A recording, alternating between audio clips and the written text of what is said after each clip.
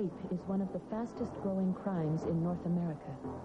Current statistics indicate that 1 woman in 4 will be assaulted in her lifetime.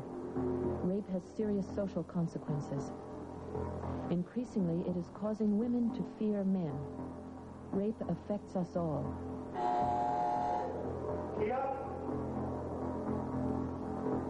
In the spring of 1982, we brought 4 rape victims to this institution to confront 4 convicted rapists.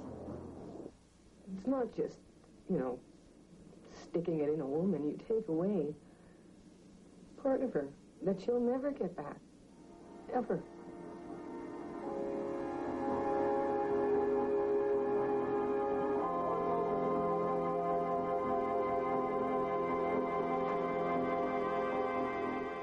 Here, in a special treatment program, 180 sex offenders are undergoing extensive therapy to change their behavior.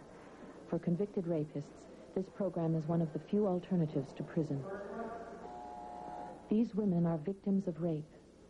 We arranged this confrontation to bring the 2 sides together. The women agreed to participate in the hope that by revealing their experience, they might prevent at least 1 rape. It happened about not quite a year ago. I'd been out with my boyfriend who lived upstairs. We went to a party. And it was about 2:30, I guess, when I came home. He didn't come home with me. I was slightly inebriated, you might say. Came home. I didn't really notice that the dog hadn't come to greet me at the door like he usually does. He put his head up, but he didn't get up. I sat here for a while with the light on and read a bit, and then I went to bed and immediately went to sleep. And the next thing I knew, there was a hand on my mouth and a knife at my throat, and he took his hand away from my mouth, and I thought, I didn't know what was going on. I thought it was my boyfriend, Joe, being an asshole or something. And I asked him for some water, and he said no talking or something like that, and then he told me that I didn't lock up. And I had locked up, but I had left the keys in my hiding place. But it was like he, trying to make like I invited him in here because I hadn't locked my door and it was my fault. And he said he had a knife, and I put my hand up to feel it, and he knocked my hand away. And I don't know how he was lying on me. I couldn't see. There was just a little bit of spill of light, and I could tell that his hair was sort of wiry. It wasn't like Joe's hair. Joe's got straight hair. So then I was beginning to realize that it wasn't Joe, and I was in big trouble here. So then he said he had to rape me because then I would be too embarrassed to call the police because he was in my apartment illegally. And what can you do? I couldn't fight him or anything.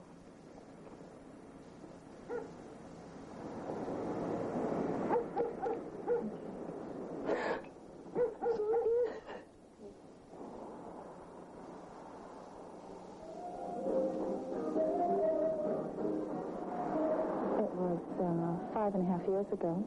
I had just recently separated from my husband. We'd been married for almost 10 years. He was the only man I'd ever been to bed with. So I was fairly new to this whole dating thing. And after 10 years, I'd almost forgotten how. And I thought, well, this is what you do. You go out to a singles bar and get lucky. Pick somebody up, go home. And I thought, well, this is it. It is easy. It's relaxed. It's fun. It feels good. Then he asked me if I wanted one more drink. And he went and got it for me. And he brought it back. And I took a couple sips. And I came to on the beach. And he and his friend that he had started the evening out with, where I'd met them both, they had me completely undressed. It was cold. And they were both scaring me. One at a time. I just felt so degraded. just completely worthless. Like, I wasn't even a person at that time. I was just a slab of meat.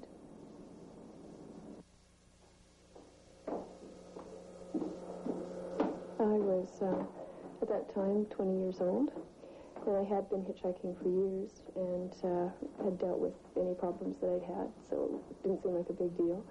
But I was nervous for some reason that night.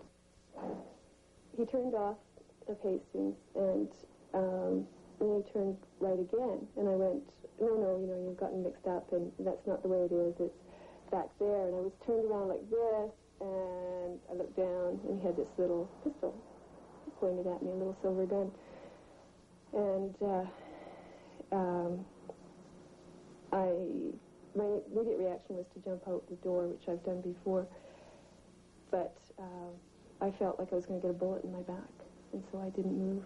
And I instead said, please don't, and he told me to take my pants off, and he started sort of ripping at my clothes, and he had to take this tampon out, right? And I actually told him about it because I didn't want to have it forced inside of me. So, and then he started to rape me.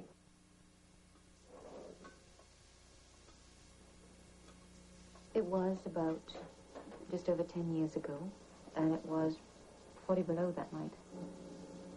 I was being disrobed in the really cold weather, and this person was strangling me, and he was grunting and making really strange noises, and then he left me there in the snow, and I was thinking that I would just get into the car and drive over him.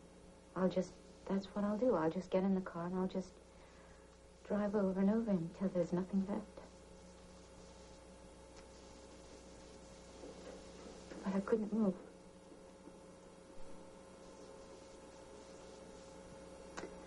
I saw him leave. And then I was thinking, there were all those people.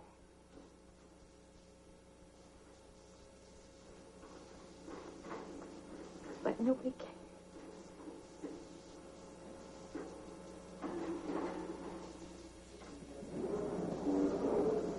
These women are about to meet 4 convicted rapists. The men volunteered for this face-to-face experiment as part of their treatment. The women were not attacked by these men. The two groups have never met before.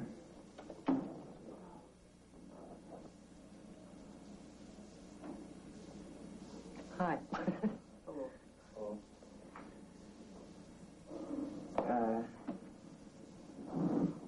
I don't really know what we're supposed to be asking you. So was it pre-planned? Were all of you? I know myself, I'd had fantasies of rape numerous times, hundreds of times. I'd done prior rapes before I got caught. How many women have you raped? I'd say a dozen. You don't know? Approximately a dozen. I don't know exactly. I have attempts and rapes. Had you seen your victims before? Did you know these women at all? I did. The night before, drive into her apartment. And that following morning, I'd gone to the apartment and broke in. I hadn't seen mine before. I picked her up on my bike. Oh, yeah. She was hitchhiking. I have that rape that brought me here and 2 attempts prior to that. What about you? Mine was at a bar. In a bar? Well, not in a bar. I transported her away from the bar, offered her a ride home, and then raped her. How many women have you raped? 3. Did you use a weapon? One time I did, yes. What did you use? Knife. What about the rest of you? I used a drywall hammer in one of my outlets.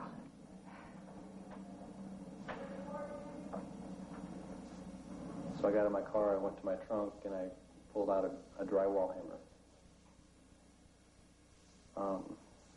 I then raped her on the back of the car, and wasn't getting any satisfaction out of that. Getting even more angrier, and stopped and took the sharp end of my hammer and hit it on the hood, on the trunk of my car, and put a hole in it, and that threatened her a lot. So I opened up the trunk and got out my blanket, and we went to the back of one of the houses, and I spread it out, and I had her face down on the ground, and I started raping her again. And she was yelling, you know, for me to stop, and I told her to shut up or I was going to hit her with the hammer. And she kept going, so I hit her once, and she stopped, and then right after that she started up again, and I hit her twice, and I assumed it knocked her out, because that's what I wanted. I took her back there, and there was back to this pump house, and I told her I wanted to rape her. Told her I wanted to fuck her again. She kept talking to me, really calm, really mellow, really easy. And I couldn't understand that. I couldn't understand why she was doing that. I wanted her to, you know, I thought in my head that women would scream, would yell, would fight. And that's where a lot of my fantasies were, that she would enjoy that. Anyway, this went on for a couple minutes, and then I threw her down on the ground. She made a statement around not to do it in her room, that her baby was there asleep. And there was a baby across the room in a crib. So she asked me to take her to her mother's room, which was just across the hall. And so I got up, holding her really close to me, making sure that she couldn't turn around and spot me, and carried her across the hall to her mother's room, where I laid her on the bed, lifting her nightgown up, and began fondling her, and pulled my penis out to proceed having intercourse, placing it on her back end, and ejaculated before entering. She kept pleading with me not to hurt her, and I used profane language to put her down, degrade her. And at that point, told her to give me oral sex.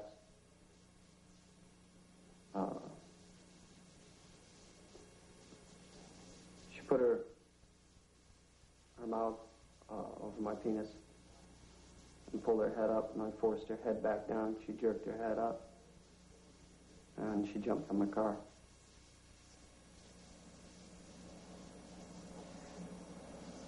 Any of you ever think that those were human beings? Not at the time, no. Not at the time. Myself, I was so far into using drugs and alcohol and doing what I wanted to do, a lot of selfishness. Not really telling myself that I cared about people when in reality I didn't feel it inside. I was so withdrawn from people that I thought I was different than everyone else and that I couldn't relate to other people as people. And you couldn't go buy a rubber doll and rape that? It wouldn't have been the same. Don't fight back? Is that the idea? Right. You're controlling another person's life. And my thoughts of never getting caught, I didn't feel I'd get caught. And that they'd never know who had done it. Out there it was pleasurable. When I first came here, the first 4 or 5 months, it was still really pleasurable just to think about it. I didn't even think about the hurt I caused. And now it's hitting my stomach, my guts. I feel it. And it's not fun for me to look back at what I did, but it's not fun for my victim either to live with that for the rest of her life.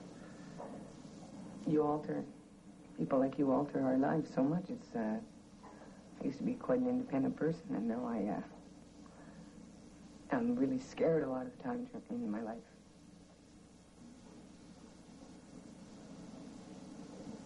I'm terrified of living alone.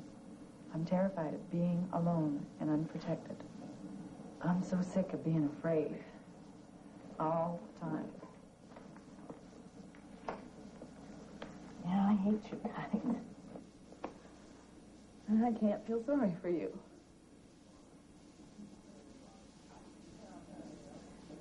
I was bringing up 2 children, and I was alone. And you know how hard it is to try and let them go to school every day? And you know there are people like you out there who are just going to get them. How do you feel about that? You know, you 4 are sitting here. We 4 are sitting here, and there's millions like us, both. There's millions of women that have been raped. There's millions of men that are raping. How do you feel about that? It's hard to accept.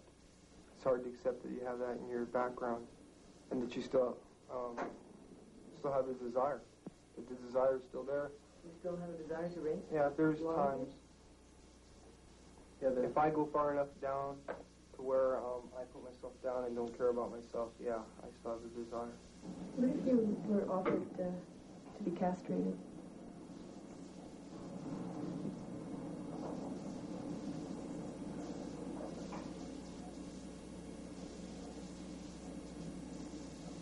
I felt so bad about it.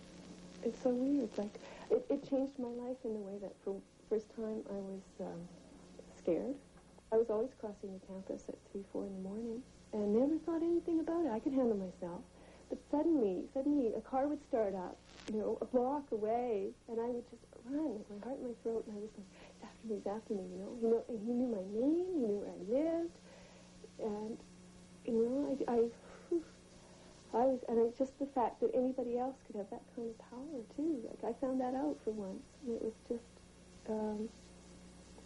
it was horrible. It was horrible. I couldn't go out unless I went out with 2 or 3 people, and I couldn't stand anybody being behind me. And I lived in a very busy city, so you can imagine I was constantly spinning around. People must have thought I was absolutely out of my tree. I would hear somebody's footsteps behind me, not wandering by, but just keeping pace with me.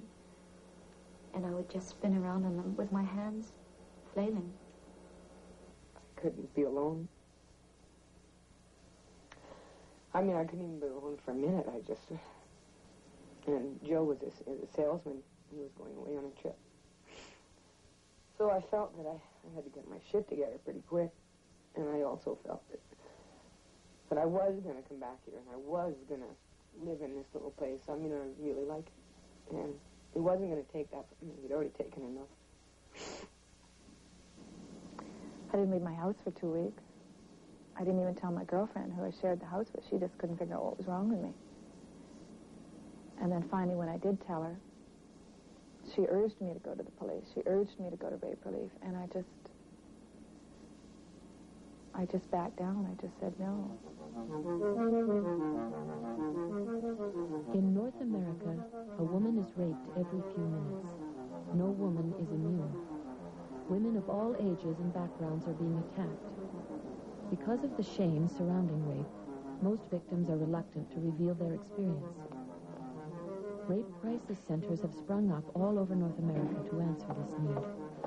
They were created by concerned women's groups and are staffed primarily by volunteers, some of whom were themselves victims of rape. Here, a rape victim is told of the possible medical consequences, including pregnancy and venereal disease. Hi, Alice. I'm Marty. Hi, Marty. Come on back. First County Rape Relief. Are you in a safe place right now? Okay. Are your doors locked? Rape centers provide a 24-hour crisis line. Most important of all, these centers offer the victim immediate emotional support. Around you. All right. And this man just came up behind me. I don't know where he came from. And he reached around, grabbed the keys out of my hand, and pushed me in the car. I was so scared. I went home and told my husband about it. And how did he react? He just listened. He didn't say anything. And he isn't talking to me. He stares at me like I'm a stranger. We've been married for 20 years, and he just isn't treating me like I'm a human being even. Did you report the assault? No. Have you been to a doctor? No. Now, in a I couple didn't of want to go. I don't want anybody to know about it. I wasn't hurt. I got some bruises, but I wasn't really hurt. Okay, now in a couple of weeks, it might be a good idea for you to go to a doctor and have a checkup and have a VD test taken. Now, that's a possibility. Oh, my God. I know. thought of that. That's something a lot of us don't think about, but that's something... This agency sees victims of many kinds of sexual assault. Anything from indecent liberties to rape. We see victims of all ages, colors, from all different, financial backgrounds. We see the oldest victim that we've seen with this agency was 93 years of age. The youngest victim was 3 months old. Now, most people can look at those two extremes and say those were certainly rapes, but it's the women that fall in the age groups of 12 years old up to 50 that all of a sudden the question is there, did she ask for? How much of a part did she play in her own assault? I didn't do anything about it. I didn't call rape relief. I didn't call the police. I didn't even talk to friends about it. Because I just had this overwhelming feeling that I had bought the entire thing. I mean, I really felt like, oh, you stupid, ignorant slut. You really did it. You know, you went out to get laid, and you sure did. It wasn't what you wanted. It wasn't how you planned it. But it's your own fault that it ended up as ugly as it did. This woman experienced the most common type of rape. She knew her attacker. Rapists are often casual acquaintances, dates, friends, or members of the family. These rapes are, of course, the least reported. But even when a woman is attacked by a complete stranger, she still faces the insinuation that she caused her own rape. The police were there. It seemed in no time. And the first thing they did, they asked me if I was being provocative, is what it boiled down to. They asked me what I was wearing. I couldn't take anything off. They saw what I was wearing, my parka and a big hat and a scarf and boots. And they said, and did you bend over before this man? Did you bend down so that he would become excited? And I told them the story, and I said, how could I have done anything to this man? I walked across to my car, I opened the door, but you bent over.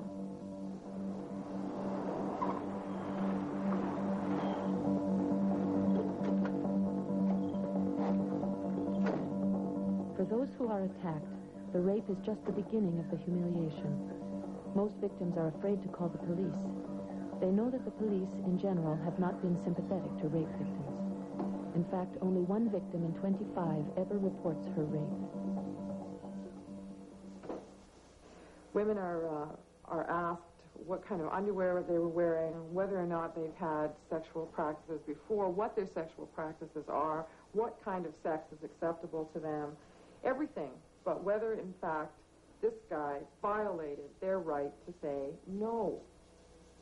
Whether or not they slept with him 20 minutes before, they still have the right to say, no, not now, because I said so. And that's the only factor that needs to be taken into account here. How far did you get in going over? Nothing better illustrates society's current attitude about rape than the victim's experience in court. Here, the victim is as much on trial as the rapist. So many defense counsels seem to think that the way to defend a rape case is to stand up in front of the jury and yell and scream at this young woman until she begins to cry. And that somehow, during the course of her crying, you're going to get her to say, I'm sorry, I lied. None of it's true. Well, that never happens. I've never seen that happen in 10 years of prosecuting cases. I've had women come out of court collapsed with the degradation of it, and frequently saying, this is at least as bad as the rape itself. I mean, that's a very common expression that women repeat to each other a lot, and they're not making it up. He asked me such incredible questions and put me so on the spot, reduced me to tears totally within 5 minutes. And then afterwards, after this 2 hours of just berating me, he said, okay, miss, well, we now know where your weak points are, right? So you're not allowed to laugh on the stand. You better get your story down straight. Don't blah, blah, blah, on and on and on. And he didn't build me up in one bit. He actually, I hadn't been afraid to go on the stand before that because I knew my story. I mean, I was so sure of it and the details of it. I had no doubts until he ripped me apart. 7 years after her rape trial, this woman met once again with the prosecutor of her case. She wanted to talk about the degradation that rape victims face in court. I have a really hard time advising anyone, and I know so many women who have been raped, and I have a really hard time advising them to go through the court system because of what I experienced there. So if they keep experiencing that, how can it change? Well, maybe it can't, but what you're saying is rather than pursue the criminal by putting myself in a very uncomfortable position for a period of time, let's let the criminal go. No, I'm not saying that. I'm saying that there's got to be more help to the victim and more acknowledgement of the victim and what she has gone through and how to help her go through that system. And that's what's lacking. And I think that more women would go through the system if it was a more supportive environment. Well, I can't see that unless we were given twice the manpower that we have. I mean, it's a dollars and cents manpower problem. I am not the person who should take you by the hand and explain all the psychological things. I'm a lawyer. I'm not a psychologist or a psychiatrist. There's always time to do things, and there's always money available. It's just a question of being clever enough to find the ways to use it. And I can't think of any reason that any lawyer would not want to prepare a witness as well as possible, be it a rape witness or for any other kind of witness for a case. And I think that those excuses are really that, and they mask laziness. I was held with a gun, and I thought I was going to be killed. And I was more concerned throughout that whole experience about living than being raped. And I don't think anybody dealt with that. I think that the whole case was being dealt with was that how many inches, rather that than... was defense counsel's. There's an old trick about rape and indecent assault. You get the girl confused, and then you get her to acknowledge that the rapist's hands aren't anywhere near her head or her shoulders, and the next thing you know is, well, you really can't tell me whether it was a finger or a penis, can you? And when you're terrorized, half the time you can't. I mean, in all honesty. So all of a sudden, the rape case has been reduced to an indecent assault by a clever little trick. Do you do that when you're a defense lawyer? Well, if the girl is able to be confused and twisted around, certainly. How do you deal with that? Everyone is entitled. Yeah, and one of the things that lay people do not ever seem to understand is the basic tenets of our criminal law. Everyone is presumed to be innocent until the opposite is proven. Everybody in the system blames us, right? From the police, the court, hospital, boyfriend, family. It's really hard for a woman who has been raped to not blame herself. It comes at you from all the other sides. And very often the rapist himself will say it, and that's just... Well, he said it to me. Because I'm living alone, and obviously I'm inviting rape.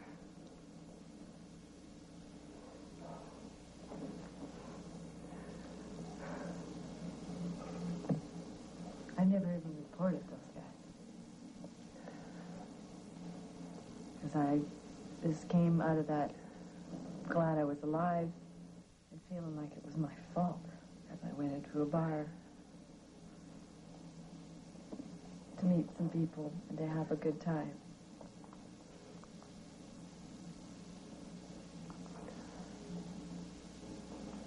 I didn't deal with it 6 years ago. I didn't go to the police. I didn't go to anybody.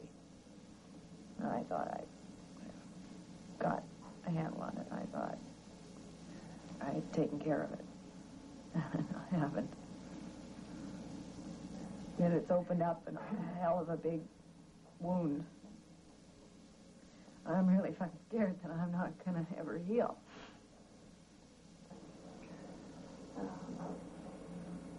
It's a really horrible feeling, you know? And I wonder about your victims, you know? How they're feeling about when you guys get out. I mean, what about the brothers and the fathers and the new boyfriends? Yep. I can relate to them. Aren't you scared of them? Yeah, I am. You should be. You should be. Yeah. There's a lot of people out there that really feel that way. I know. The friends, the women friends, the men friends, the children, fathers, parents.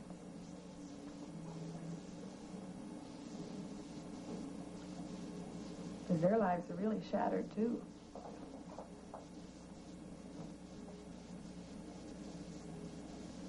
So it isn't that you want to share a beautiful experience with anyone. That doesn't come into it at all. At the time, no. You just want the power. That's it, period. Because I had a good relationship when I was in raping women. How could it be good? I thought it was good, more or less. And it wasn't. Now that I look back at it and work with it. I had the same thing. You had a girlfriend? Yeah, I still do. Same girl? Yeah. We've been going together for 4 years.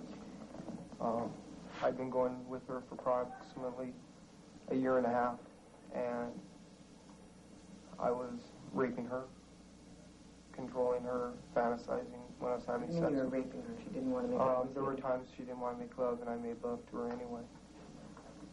I physically abused her. You're a real peach, aren't you? She must be quite the woman to be still with you. I'm trying to make some changes in my life. I hope so.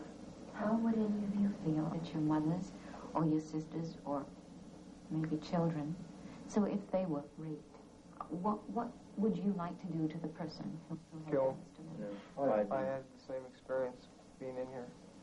When I first came in, there was a person that I was with in jail who was from Germany, and I had him stay down at my house. And thinking, you know, that I could trust him, and he raped my girlfriend during the evening. And then took her money and flew off. I have 6 nieces, and every time I hear one of them has been hitchhiking, I get furious. That hurt? Oh, God, yeah. I get furious not because of... She's got her nerve, hasn't she? Living a life. No, that isn't it. Because I know there are guys out there like me. All of these highway rapes would not occur in the good old days when Mom said, you can't hitchhike, and daughter said, oh, okay, Mom, I won't hitchhike. So that we're into an area where people who do not have the maturity to carry on their own lives without some assistance are placing themselves at risk without really intending to do so, but which results in very serious consequences. Another myth, hitchhiking. If a woman is hitchhiking, she's just asking to be raped. Less than 15% of the cases that we have seen was there rape that occurred while the victim was hitchhiking. And we are actually seeing that there is an increase in those women that are jogging, that are being attacked and assaulted. Is a woman that is jogging asking to be raped? Another myth. Stay at home and you'll never be raped. Don't go out walking on the streets by yourself. Stay at home. And then we see that more than half of all of our rapes in this county happen in a woman's home.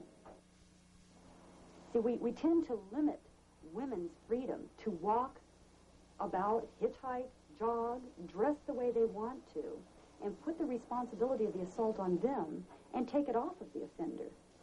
The longer I work in this area, the more angry I get at the solutions that the state and powerful groups of men propose. I mean, the story of the solution they proposed in Israel is one of them. Golda Meir was part of the cabinet in Israel, and the incidence of rape was being reported as higher as it was everywhere in the world. And these liberal men explained how shocked and horrified they were by that, and how much they wanted that situation to change. So immediately they proposed that there should be a curfew on women. And Golda Meir bristled and responded, surely the curfew should be on men. It's the men who are doing the raping. And as simple as the story is, it needs to be repeated everywhere. I mean, consistently, I'm told what I should do to protect myself from men. And I'm told it by men, instead of men bloody well changing their behavior and stopping attacking women. Rape is a violent crime, inevitable in a society which teaches men to be aggressive and women to be passive. The volume of advertising which uses women's bodies to sell products reinforces the traditional attitude that women are a commodity.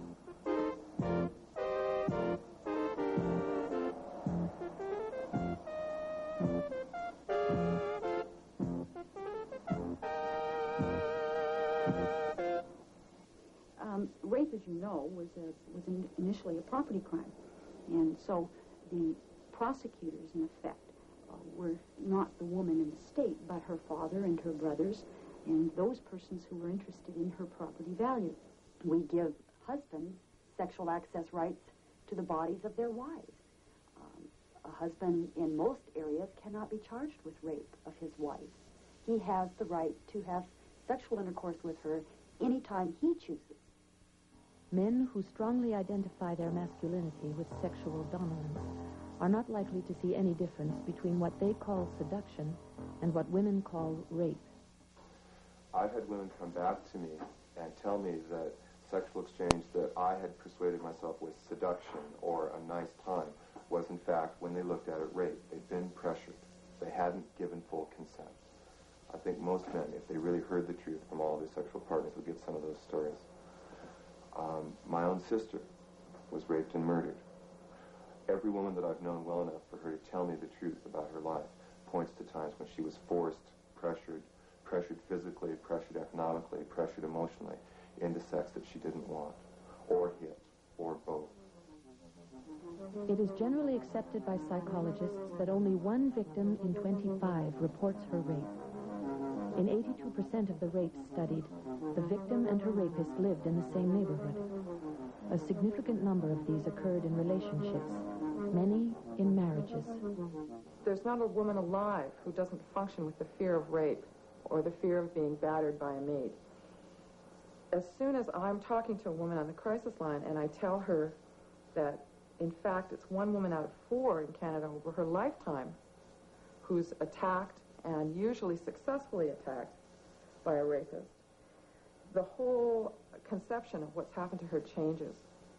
When I tell her it's 1 every 17 minutes in Canada, one of us every 17 minutes is attacked, then the question of how to solve this is very different. We're not talking about 5 crazy men out there. We're talking about your brother, my father, your friend, your lover's friend, your husband's friend, the guy next door, the landlord in the building, and the fear that we carry and have to carry of all those men. Then there's no simple solution like us staying home or locking up the 5 crazies. It doesn't work. All men are going to have to change, and all women are going to have to demand that they do. And until we get that kind of change, which includes massive, massive social change, we aren't going to be free.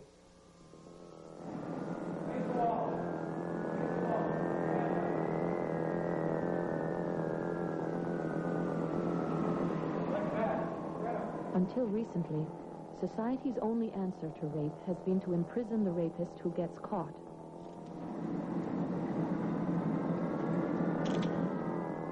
Although rapes by a stranger are fewer in number than rapes where the attacker is known to the victim, stranger rapes more often result in convictions and prison sentences.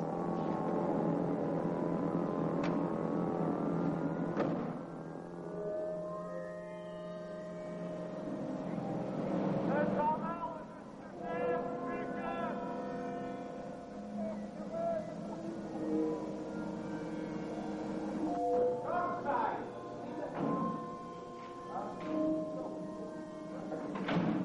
Prisons were designed to protect society, but all they do is breed more anger and resentment. When a rapist goes behind bars, he becomes the victim.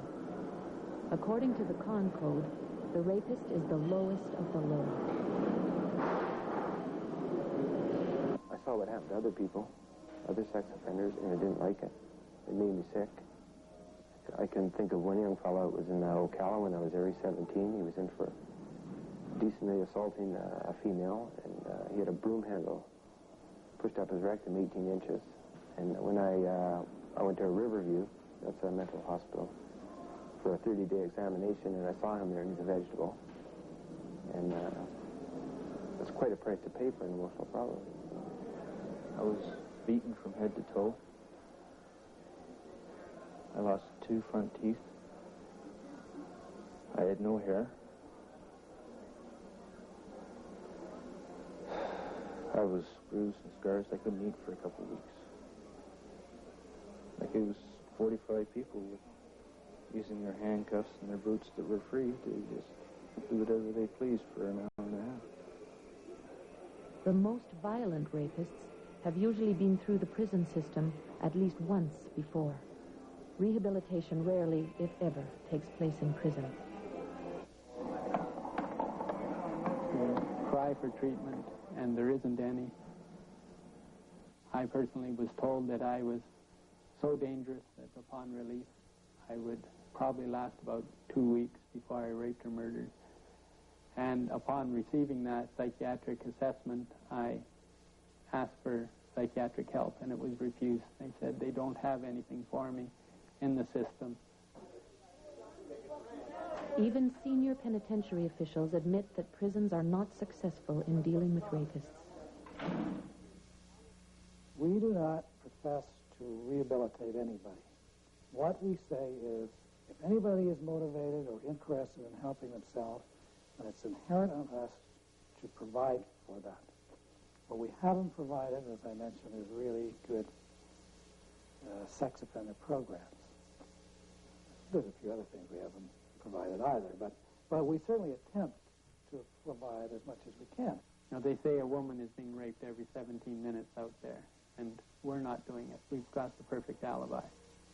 Yes, the women are being raped, and if you add a little mathematics to it, you realize that there must be 5,000 or 6,000 active rapists out there raping, and instead of our society dealing with it and trying to get to the root of the problem of rape, they get angry at the rapist and say, take away his parole, take away his passes, take away his mandatory parole, and all that does is make the sex offender more angry and more likely to commit offense when he gets out, because sentences do expire and we do get out.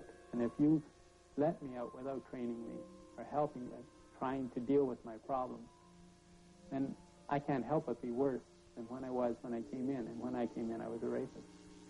Every day, many rapists are released to the streets without benefit of treatment. The sex offender program in Washington state is one of the few in existence. Because of limited facilities, it has to be very selective. It accepts only the most treatable sex offenders, willing to work through 4 years of intensive therapy. Get up! Doors opening. Program officials here claim an 80% success rate. Sex offending, like a lot of behavior, is learned behavior.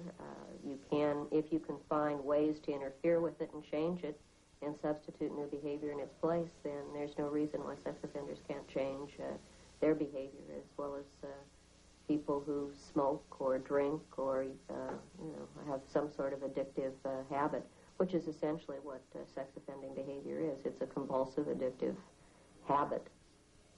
Everything in here the man does has to be talked about. All his desires are laid out, all his emotions are laid out, his anger's talked about, and he does this with a group of approximately 15 to 20 sex offenders.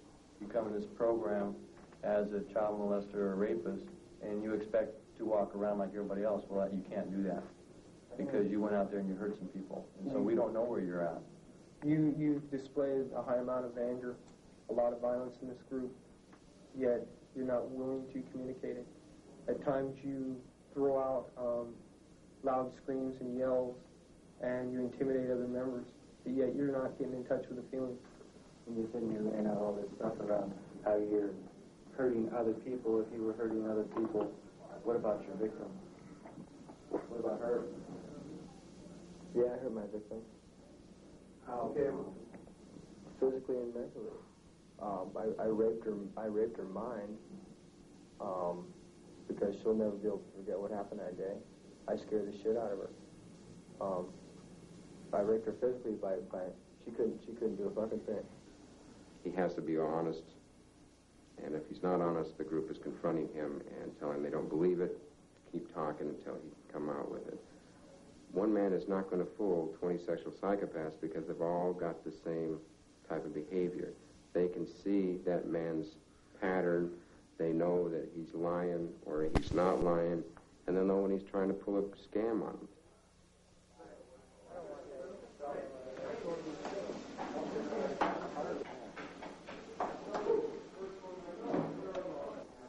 Basically, two things that we aim at here in the program. One is decreasing the deviant sexual arousal and therefore the deviant sexual behavior. It's one of the major areas of emphasis. And then the other side of the coin is teaching the individual to be a more appropriate, better developed human being. You can behaviorally decrease deviant arousal, but then if the individual goes back into the community without other kinds of skills, he's probably ultimately going to find himself pretty much in the same bag. The world wars. Can't do it. Door open. Maureen, how you doing? The program includes the participation of wives and girlfriends. These women are the forgotten victims of rape. Ever since the night that Tim went into his outlet, it's changed our whole life.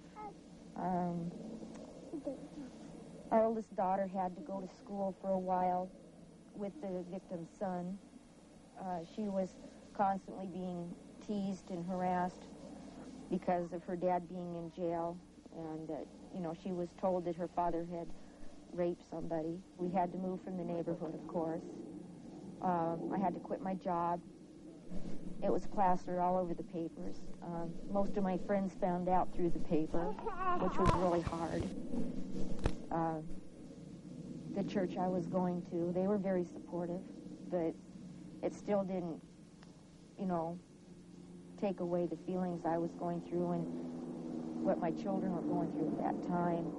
I guess through all of this, I really feel anger because there was help for the victim.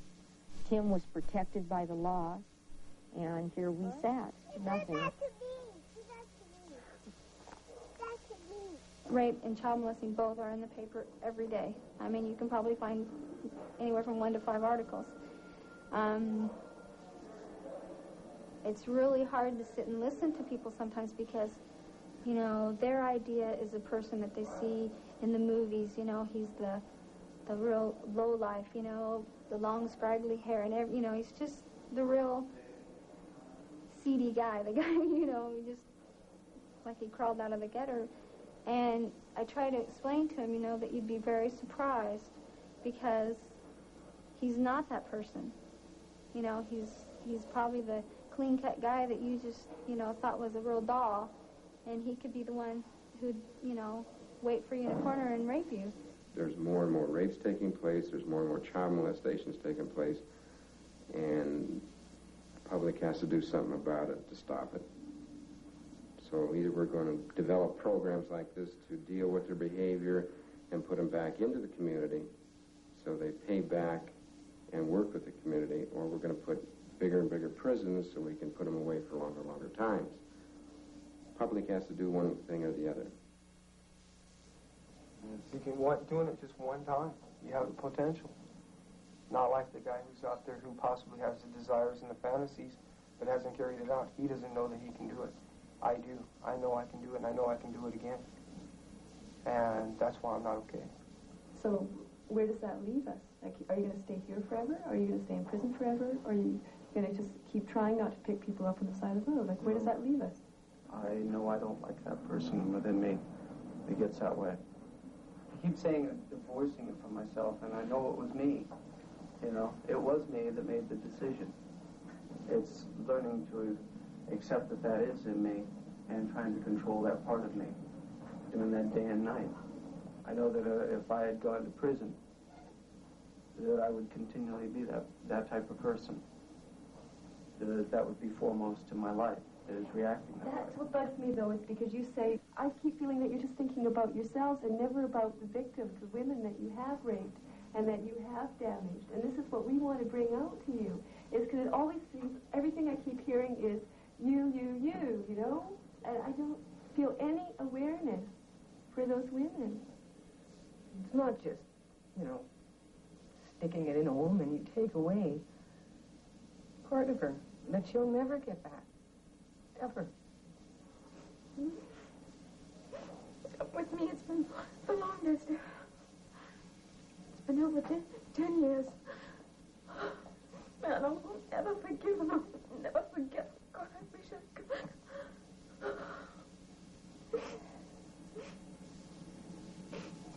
You know, I'm really scared of along with you. I'm scared to be in the same room with you. And I'm really strong. I don't like what I did. When I really look at it, I don't like what I did. A lot of times I look at it and I get really angry, just shaken. And I'm afraid of that. I'm afraid of facing it. I'm afraid of expressing it to others. It's easier to sit back and not say anything. Like, I don't feel anything for you guys. It's like this is huge, like, wall plexiglass or something. It's incredible. It's just, and it's horribly removing. I've been sitting here going, well, what do I ask them? And I go, well, do I ask them this? But what's the difference between rape and making love to you, you know, to see if, you know. And I'm going, well, why ask? I mean, I don't care, you know. It's just,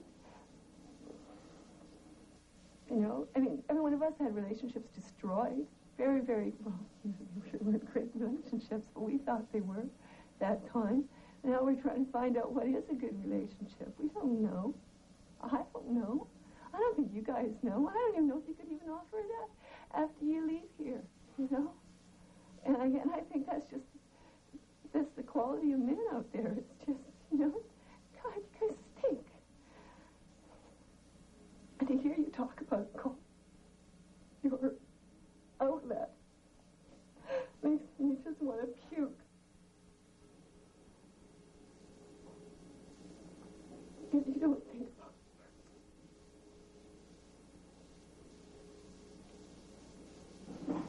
I can't change what I did. But I won't do it again. I know that don't mean much, because I've already done it. But I hope that I can go out. And I know I got some friends who live pretty much the same pattern of life I do.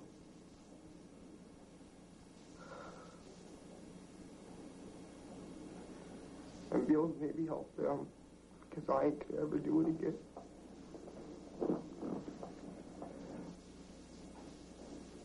I just don't like what I did. Do you ever think you're going to be able to have a normal life again? Normal, yeah, but forgetting, no. I hurt that woman a lot.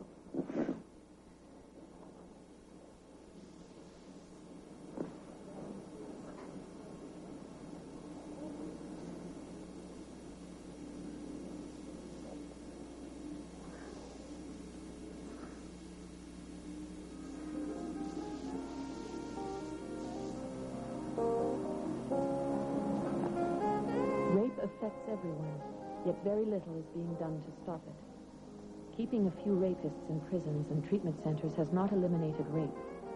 Rape is a complex problem, inevitable in a society which places greater importance on status and power than on basic human considerations. Men have always assumed this power and used it to enforce their domination over women. If rape is to stop, men will have to change. You're crying for 2 days. My face looks like Elephant Man. And this guy's real cute. I mean, any man that forces you to spread them when you don't want to, that's rape. Be it boyfriend, husband, friend. It's the same. A lot of women don't look at that as being rape. That's fucking rape.